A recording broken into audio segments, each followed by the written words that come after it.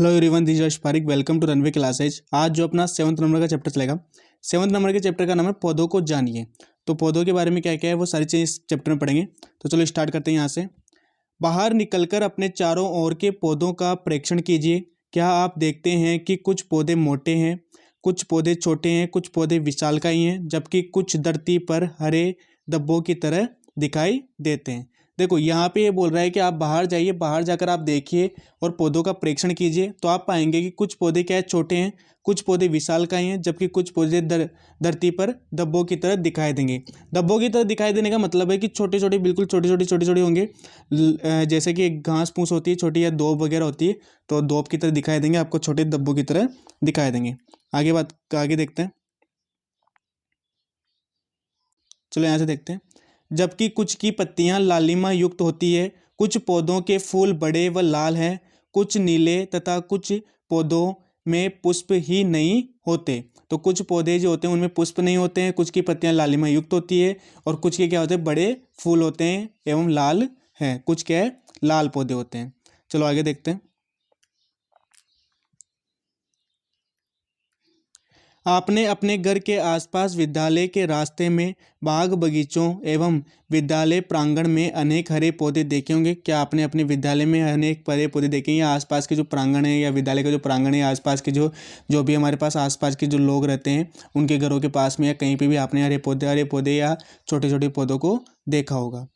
आगे देखते हैं। आइए हम पौधों के विभिन्न भागों के विषय में जानें।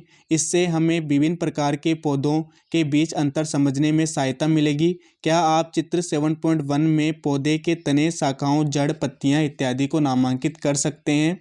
इन भागों में रंग भरिए। तो आपको चित्र 7.1 लेना है और उसमें 7.1 में आपको चित्र दिया गया है, उसमें नामांकित करना है। जो भी जड़ है, तने हैं, शाखाएँ, पत्तियाँ हैं, उनको नामांकित करना है और उनमें जो है कलर अपने अकॉर्डिंग भरना है। तो देखो यहाँ देखते हैं, चित्र 7.1 है। अब यहाँ पे दिया हुआ है जो शाखाएं हैं, तने कौन कौन सी, ये तना होता है, ये पत्तियां हैं, और इसकी शाखाएं छोटी छोटी यहाँ पे शाखाएं हैं।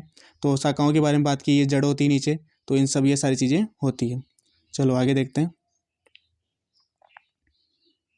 यहाँ से देखो, आइए प्रकृति की सैर करें और पौधों से मित्रता कर अनेक विषय में अधिक जानकारी प्राप्त करें। आइए हम प्रकृति की सैर करते हैं और पौधों से मित्रता करते हैं और अनेक प्रकार की जानकारी प्राप्त करते हैं। अब देखो यहाँ पे डायग्राम में दिया हुआ है, डायग्राम में ये बच्चे हैं, बच्चे पौधों के साथ खेल रहे हैं, पौधों के बारे में जानकारी प्राप्त कर रहे हैं। आगे देखते हैं 7.1। 7.1 में शाख, झाड़ी और वृक्ष की बात की गई है। अब शाख, झाड़ी और वृक्ष क्या होता है वो देख लेते हैं। तो क्रियाकलाप 1 से देखते हैं। उन पौधों के तने एवं शाखाओं को ध्यानपूर्वक देखना है। अब आपने जो जो जिन पौधों से मित्रता की है, जिन पौधों के बारे में आप जानने की कोशिश कर रहे हैं, उनको क्या करना है, ध्यानपूर्वक देखना है। फर्स्ट है, जो आपसे कम लंबे हैं उनके बारे में विचार करना है। जिनकी लंबाई लगभग आपके बराबर है उनको देखना है, और जो आपसे बहुत अधिक लंबे हैं उनको देखना है। तो जिनकी लंबाई आपसे कम है उनके बारे में विचार करना है, जिनकी लंबाई आपके बराबर है उनको देखना है, और जो आपसे अधिक लंबे हैं उनको देखना है। आगे देखना है। तने को स्पर्श कीजिए तथा यह जानने के लिए कि तना कोमल है अथवा कठोर है, इसे धीरे से एक और मोड़ने का प्रयास कीजिए। तो तने को आपको स्पर्श करना है और यह जानने का प्रयास करते हैं कि कोमल है या कठोर है। तो उसको देखने के लिए आपको क्या करना है, उसको एक और मोड़ना है, और मोड़ने के बाद जैसे वो झुक जाएगा तो इसका मतलब कोमल है, और झुकेगा नहीं तो वह क्या है, मोटा है या कठोर है। अधिक ध्यान रखें कि वह टूटे नहीं। ये आपको ध्यान रखना है कि वह क्या करना है, टूटना नहीं चाहिए। बस थोड़ा सा हल्का सा मोड़ के देखना है। अगर वह आसानी से मुड़ जाता है तो इसका मतलब कोमल है, और नहीं मुड़ेगा तो मतलब कठोर है। लंबे पौधे के तने मोटाई मापने का प्रयास कीजिए। लंबे पौधे के तने की मोटाई क्या करना है, आपको मापने का प्रयास करना है, उनको मापना है और देखना है कि ये कितने मोटे हैं। तो यहाँ क्रियाकलाप दिया हुआ है। क्रियाकलाप में टमाटर की बात की गई है। टमाटर क्या होता है, आपसे छोटा होता है तो मुझसे छोटा लिखना है यहाँ पे। और उसके बाद में क्या है, हरा है, हाँ हरा होता है, कोमल होता है। अब मोटा है या कठोर है, मोटा कठोर नहीं है, क्या है, हरा है और कोमल है। तने से आधार, तने से ऊपर, और पौधे का स्वर्ण। तो पौधे का स्वर्ण यानी शाख होता है ये। तो ये सारी चीज़ आपको डिटेलिंग में यहाँ पे भरनी है, और फिर देखना है कि क्या क्या इनमें आएगा। चलो आगे देखते हैं।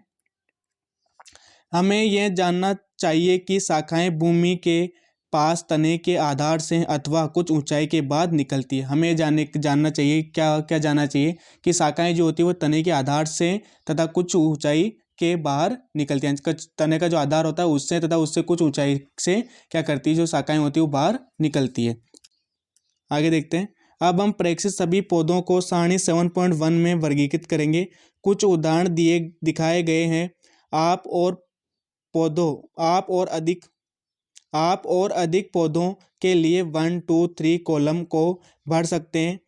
इस अनुच्छेद के बाद के अंश को पढ़कर कॉलम 4 में भरें। तो इस अनुच्छेद को पढ़ना है आपको, उसके बाद में क्या करना है, कॉलम 4 को पढ़ना है। तो देखो आगे देखते हैं। यहाँ से इन लक्षणों के आधार पर हम अधिकांश पौधों को 3 सवर्णों में वर्गीकृत कर सकते हैं। ये वर्ग कौन कौन से, देखो 3 सवर्णों में पौधों को वर्गीकृत कर सकते हैं। तो शाक होता है, झाड़ी होता है और वृक्ष होता है। तो चित्र 7.3 में दर्शाया गया है। हरे एवं कोमल तने वाले पौधे को क्या बोलते हैं, शाक बोलते हैं। जो हरे और कोमल तने वाले जो पौधे होते हैं उनको शाक बोलते हैं। ये सामान्यतः छोटे होते हैं। क्या होते हैं, छोटे होते हैं और अक्सर इनमें कोई शाखा नहीं होती। हरे और छोटे जो पौधे होते हैं और जिनके तने क्या होते हैं, कोमल होते हैं, उन्हें क्या बोलते हैं, शाक बोलते हैं। और जिनके तने होते हैं उन्हें क्या बोलते हैं, आगे देखेंगे। देखो यहाँ पे देखो ये शाक दिया हुआ है। एक क्या है, शाक है, ये छोटा सा है, कोमल तना इस होता है इसका, और हरा पौधा होता है और छोटा होता है, इसको शाक बोलते हैं। ये झाड़ी दी हुई है, यहाँ पे देखो झाड़ी दी, और वृक्ष होता है उसका तना मोटा होता है और यहाँ पे इसकी लंबी लंबी क्या होती है, शाखाएं होती है। और इसका तना क्या होता है, पतला होता है, छोटी छोटी शाखाएं होती है झाड़ी में। आगे देखते हैं यहाँ से। कुछ पौधों में शाखाएं तने के आधार के समीप से निकलती है। तना कठोर होता है परंतु अधिक मोटा नहीं होता है, इन्हें झाड़ी कहते हैं। तो कुछ पौधों की शाखाएं जो होती है तने के आधार से के समीप से निकलती है, और यहाँ पे तना क्या होता है, मोटा होता है लेकिन अधिक मोटा नहीं होता है, उन्हें क्या बोलते हैं, झाड़ी कहते हैं। आगे लिखा हुआ है, कुछ पौधे बहुत ऊंचे होते हैं तथा इनके तने सुदृढ़ एवं गहरे भूरे होते हैं। तो कुछ तने जो होते हैं वो क्या होते हैं, कुछ पौधे जो होते हैं बहुत ऊंचे होते हैं और इनके तने जो होते हैं बहुत ज़्यादा कठोर होते हैं और गहरे क्या होते हैं, भूरे रंग के होते हैं। इनमें शाखाएं भूमि से अधिक ऊंचाई पर तने के ऊपरी भाग से निकलती है। इसमें क्या होता है, भूमि जो होती है इसमें क्या होता है, अधिक ऊंचाई से निकलती है। शाखाएं जो होती है वो अधिक ऊंचाई से निकलती है और तने के क्या होती है, ऊपरी भाग से निकलती है। मतलब ये तना जो होता है, खुद तना आपको आराम से दिखाई देगा, बहुत ऊंचा होगा, फिर उससे क्या होगा, इसको ऊपरी भाग जो होगा वहां से क्या निकलेगी, शाखाएं निकलेगी। तो इसे बोलते हैं वृक्ष। तो तीनों में अंतर समझ में आ गया। आगे देखते हैं। उपरोक्त अभिलक्षणों के आधार पर क्या आप सूचीबद्ध पौधों को सही प्रकार से वर्गीकृत कर सकते हैं। सारणी 7.1 में कॉलम 4 को भर सकते हैं। तो सारणी 7.1 में कॉलम 4 को आराम से भर सकते हैं। तो आगे देखते हैं। कमजोर तने वाले पौधे सीधे खड़े नहीं हो सकते और ये भूमि में फैल जाते हैं। देखो कमजोर तने वाले पौधे होते हैं वो सीधे खड़े नहीं हो सकते और भूमि में क्या होते हैं, चारों तरफ इस तरह से फैल जाते हैं। इन्हें फैलने से उन्हें क्या बोलते हैं, विपर्सी लता कहते हैं। और आगे लिखा हुआ है, जबकि कुछ पौधे आसपास के ढांचे की सहायता से ऊपर चढ़ जाते हैं। देखो कुछ पौधे जो होते हैं आसपास कोई भी ढांचा होता है उससे क्या होता है, लिपट कर क्या करते हैं, ऊपर चढ़ जाते हैं। जैसे कोई भी पेड़ होता है उसे लिपट कर ऊपर चढ़ जाते हैं, या कोई भी दीवार से लिपट कर ऊपर चढ़ जाते हैं। तो ऐसे पौधे को क्या बोलते हैं, आरोही कहलाते हैं। ये साग झाड़ी और पेड़ों से क्या होते हैं, भिन्न होते हैं। आरोही जो होते हैं साग झाड़ी और पेड़ों से क्या होते हैं, भिन्न होते हैं। और विपर्सी लता होती है वो ऊपर नहीं चढ़ पाती क्योंकि उनका तना क्या होता है, कोमल होता है। इसके लिए क्या होती है, वो जो जमीन होता है उसमें चारों तरफ फैल जाती है। आगे देखो, संभवतः आप अपने विद्यालय अथवा घर पर कुछ पौधों की देखभाल करते होंगे। आपने घर अथवा विद्यालय में पाए जाने वाले वृक्ष, झाड़ी तथा विपर्सी लता के दो पौधों के नाम लिखिए। आपने जो आपके घर में जो पाए जाते हैं, घर में या विद्यालय में जो भी वृक्ष, झाड़ी अथवा विपर्सी लताएं पाई जाती है उनके दो पौधों के नाम लिखने। कौन कौन से पौधे होते हैं, तो ये विपर्सी लताओं वगैरह के बारे में आपको लिखना है। आगे देखो, तने की बात की गई है, क्रियाकलाप 2 में बात करते हैं। आवश्यक सामग्री कौन कौन सी है, एक गिलास लेना है आपको, एक जल लेना है, लाल शाई लेनी है और शाकीय पौधे तथा एक ब्लेड लेना है। अब इसका क्या करना है आगे देखते हैं। यहाँ से देखो, गिलास को एक तिहाई जल से भरें। गिलास को आपको एक तिहाई जल से भरना है। जल में लाल शाई की बूंदें डाल दें। साग के तने को आधार से काटकर गिलास में रख दें। आपको साग का जो तना है उसको आधार से काटना है, यानी कि नीचे से काटना है, और काटने के बाद में उसको किस में रखना है, गिलास में रख देना है। और गिलास में क्या करना है, पानी डालना है और उसमें जल में क्या करना है, लाल रंग की शाई की बूंदें डाल देनी है। आगे देखो, इस तरह से देखो, ये डायग्राम में दिया है, डायग्राम की तरह करना है। एक पौधा लिया गया है, उसको तने से काट लिया गया है नीचे से, और उसमें पानी भरा गया है इस गिलास में क्या कर लाल रंग जो है वो डाल दिया गया है। आगे देखते क्या होगा। क्या इस साग के कुछ भाग लाल नजर आते हैं। देखो थोड़ी देर बाद में जब आप इसको रखोगे ना तो कुछ टाइम बाद में क्या होगा, ये साग के जो भाग हैं वो क्या हो गए, हल्के हल्के लाल रंग में आपको नजर आने लग जाएंगे, और ज़्यादा समय तक रखोगे तो आराम से लाल रंग आराम से दिखाई देने लग जाएगा।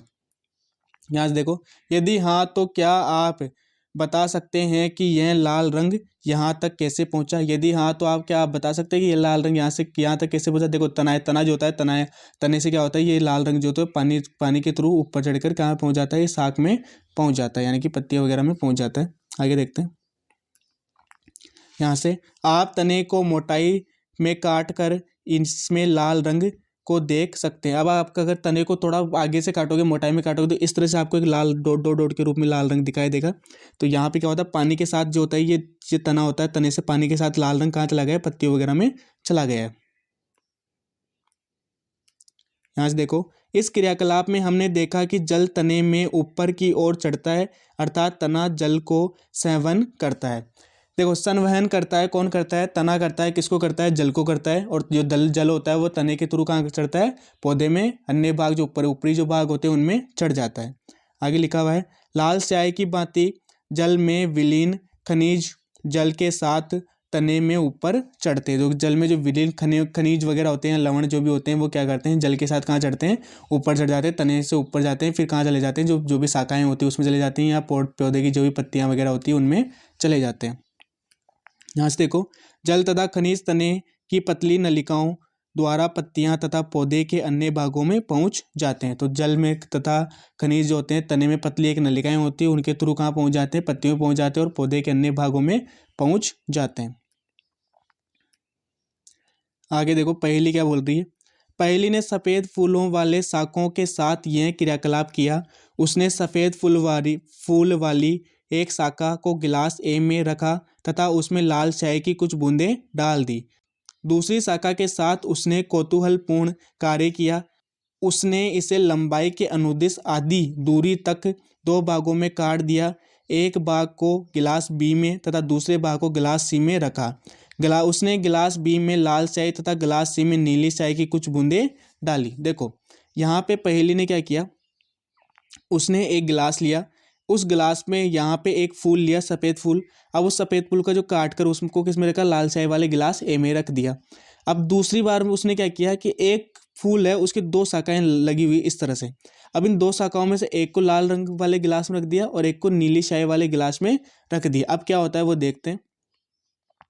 यहाँ से देखो, गिलास ए के फूल वाली शाखा पर तथा आप गिलास बी व सी में रखी दूसरी संयुक्त फूल वाली शाखा पर पड़ने वाले प्रभावों के विषय में अनुमान लगाइए।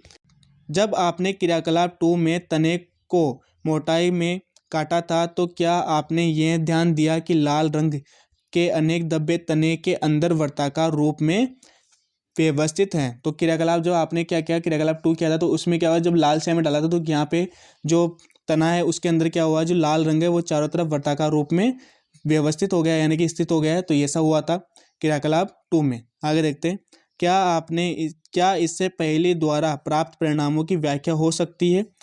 आप स्वयं इस क्रियाकलाप को करने का प्रयास करें। देखो क्रियाकलाप में क्या होगा, जब लाल स्याही जो होगी, लाल स्याही को जब आपने डाला तो जब आप तने को कट करोगे तो वैसे जैसे क्रियाकलाप 2 होता सेम वैसा ही कंडीशन आएगी। जब आप बी व सी गिलास में रखे हुए फूल में जब तने को कट करोगे तो आपको नीली और लाल स्याही दोनों के क्या करेंगे, धब्बे दिखाई देंगे, यानी कि इसमें दोनों स्याही दिखाई देगी और इसमें केवल लाल स्याही दिखाई देगी। तो नेक्स्ट जो अपना टॉपिक चलेगा वो चलेगा पत्ती। अब पत्ती के बारे में हम नेक्स्ट क्लास में पढ़ेंगे। तो अभी तक अगर आपने रनवे क्लास सब्सक्राइब कर लेना, वीडियो को लाइक करना, शेयर करना और कमेंट करके जरूर बताना। तो मिलते हैं नेक्स्ट क्लास में, तब तक के लिए गुड नाइट, बाय, और पढ़ते रहना, तैयारी करते रहना।